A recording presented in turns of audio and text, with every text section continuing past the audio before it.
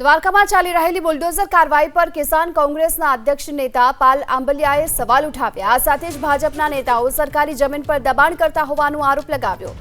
જો દાદામાં દમ હોય તો ભાજપના નેતાઓએ સરકારી જગ્યામાં કરેલ દબાણ દૂર કરે તેવો પાલ આંબલિયાએ પડકાર ફેંક્યો। વેરાન જમીનમાં થયેલા દબાણો દૂર કરવામાં આવે છે, પરંતુ જે ખરેખર કિંમતી જમીન છે અને જ્યાં ભાજપના નેતાઓએ દબાણ કર્યું છે તે દૂર કરવામાં આવતા ન હોવાનો દાવો પાલ આંબલિયાએ કર્યો।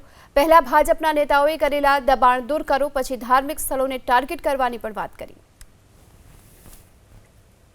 સવાલ એ છે કે વેરાન જગ્યામાં જે ધાર્મિક સ્થળો છે એ જમીન કિંમતી છે કે દ્વારકા શહેરની અંદર ભાજપના નેતાઓ જે દબાવીને બેઠા છે એ જગ્યા કિંમતી છે।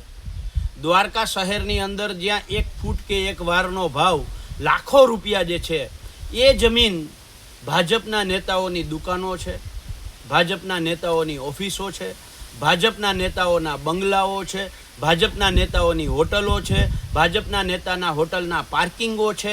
એ કેમ પાડવામાં નથી આવતું?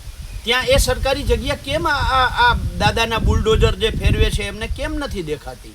માત્ર લોકોના ધાર્મિક સ્થળો, એ રામદેવ પીરનું મંદિર હોય કે ક્યાંક દરગાહ હોય, એ જ કેમ દેખાય છે?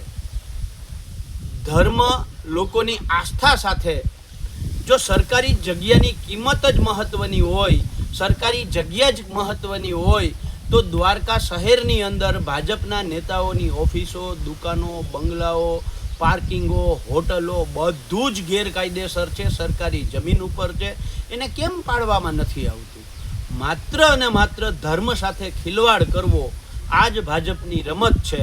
અને ભાજપને, દાદાને બહુ ચેલેન્જ સાથે હું કહું છું કે જો કિંમતી સરકારી જગ્યા અને સરકારને સરકારી જગ્યા એટલી જ વાલી હોય તો શરૂઆત દ્વારકામાં ભાજપના નેતાઓ જે દબાણ કરીને બેઠા છે ત્યાં બુલડોઝર મોકલવામાં આવે। જોઈએ દાદામાં કેટલી હિંમત છે।